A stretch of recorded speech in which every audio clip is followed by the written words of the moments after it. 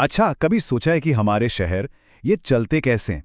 कौन है जो इन सब चीज़ों का ध्यान रखता है? आज हम इसी कॉम्प्लेक्स सिस्टम को समझने की कोशिश करेंगे और शुरुआत होगी एक बहुत ही आम रोज़मर्रा की घटना से। हाँ, तो सवाल यही उठता है कि अगर क्रिकेट खेलते हुए स्ट्रीट लाइट टूट जाए तो कौन ठीक करेगा इसको? और भाई सबसे बड़ा सवाल, पैसे कौन देगा? चलिए इसी सवाल का जवाब ढूंढते हैं एक छोटी सी कहानी से, जिसमें कुछ दोस्तों का खेल थोड़ा सा गड़बड़ा गया था।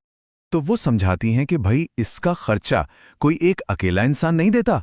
इसके लिए तो एक बहुत बड़ा एक फॉर्मल ऑर्गेनाइजेशन बना हुआ है जो शहर की ऐसी सभी ज़रूरतों का ध्यान रखता है। पता है कौन है वो? ये ऑर्गेनाइजेशन है नगर निगम। ये शहरी प्रशासन की कह सकते हैं रीढ़ की हड्डी है। स्ट्रीट लाइट से लेकर कचरा उठाने और पानी की सप्लाई तक का ध्यान यही रखता है। लेकिन मजे की बात यह है कि इनकी जिम्मेदारियों का दायरा ना इससे कहीं ज्यादा बड़ा है। जरा सोचिए, सड़कों की देखभाल से लेकर पार्क, स्कूल और अस्पताल चलाने तक, और तो और बीमारियां ना फैलें ये भी देखना। ये सब कुछ नगर निगम की ही जिम्मेदारियां हैं। मतलब हमारे रोज के जीवन का शायद ही कोई ऐसा हिस्सा हो जिसे ये ना छूता हो। तो सवाल ये है कि इतना बड़ा ऑर्गेनाइजेशन चलाता कौन है? यहाँ एक बड़ा ही दिलचस्प सिस्टम है। कुछ लोग हैं जो फैसले लेते हैं और कुछ लोग हैं जो उन फैसलों पर अमल करते हैं। चलिए इस बनावट को थोड़ा और करीब से देखते हैं।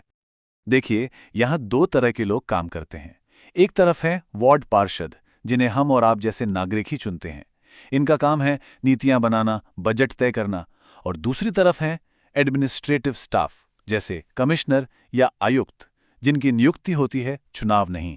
इनका सीधा सा काम है पार्षदों के फैसलों को जमीन पर उतारना। अब इन सब कामों के लिए जाहिर है बहुत सारा पैसा चाहिए। तो ये पैसा आता कहाँ से है? तो इसका सारा पैसा आता है टैक्स से। और यहाँ एक इंटरेस्टिंग बात है, प्रॉपर्टी टैक्स जो घर के मालिकों से आता है वो बजट का सिर्फ 25 से 30% ही है। इसका मतलब ये हुआ कि शहर का हर नागरिक, चाहे वो पानी का टैक्स दे रहा हो, होटल का या फिर एंटरटेनमेंट का, किसी ना किसी तरह से अपना योगदान देता है, सिर्फ मकान मालिक ही नहीं।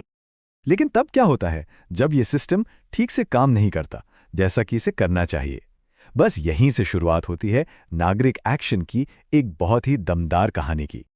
एक मोहल्ले में हालत ये हो गई कि हर तरफ कचरे के ढेर लग गए। बदबू फैल रही थी, बीमारियां पनप रही थीं। माहौल इतना खराब हो गया कि माँ बाप अपने बच्चों के लिए डरने लगे। और तब गंगाबाई नाम की एक महिला ने फैसला किया कि अब कुछ करना ही पड़ेगा।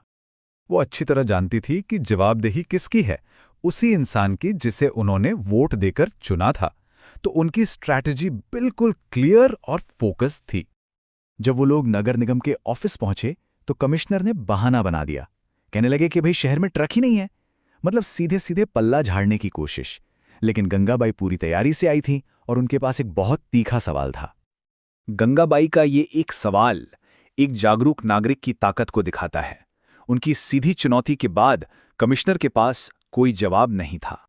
बस फिर क्या था, उनकी लगन काम कर गई। और इस एक घटना ने यह साबित कर दिया कि अगर नागरिक एक साथ आ जाएं तो वो सिस्टम को एक्शन लेने पर मजबूर कर सकते हैं। तो देखिए, चाहे मामला एक टूटी हुई स्ट्रीट लाइट का हो या फिर कचरे के अंबार का, गंगाबाई की ये कहानी हमें शहरी प्रशासन के बारे में एक बहुत ही जरूरी सबक सिखाती है। तो सबसे जरूरी बात यह है कि नगर निगम कोई बहुत दूर की पहुंच से बाहर की चीज नहीं है। ये एक ऐसा सिस्टम है जिसे हम ही लोग चलाते हैं, वोट देकर, टैक्स चुकाकर और हाँ, जरूरत पड़ने पर गंगाबाई की तरह आवाज उठाकर हम इसे प्रभावित कर सकते हैं। और ये हमें एक आखिरी सवाल पर लाकर छोड़ देता है, क्या हम ये भी जानते हैं कि हमारे चुने हुए प्रतिनिधि असल में हैं कौन? क्योंकि किसी भी सिस्टम को बेहतर बनाने के लिए पहले उसे समझना जरूरी है, और यही तो पहला कदम है।